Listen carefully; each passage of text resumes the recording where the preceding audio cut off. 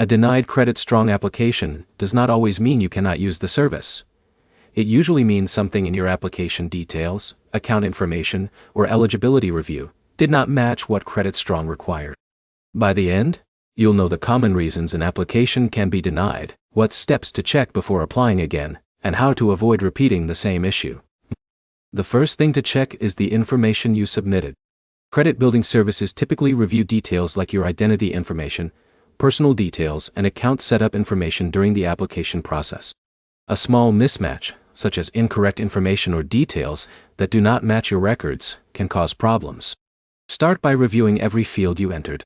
Check your name, address, contact information, and any other personal details for mistakes. If something was entered incorrectly, fix the information before trying again. Another possible reason is that the application did not meet Credit Strong's current requirements.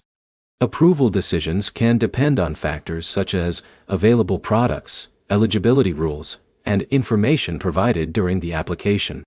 If you were denied, review any message or email from Credit Strong first.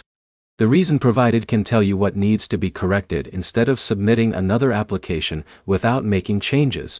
You should also avoid creating multiple applications with the same incorrect information. Repeating the same issue can make it harder to understand what caused the denial. If your information is accurate and you still cannot identify the issue, contact Credit Strong support.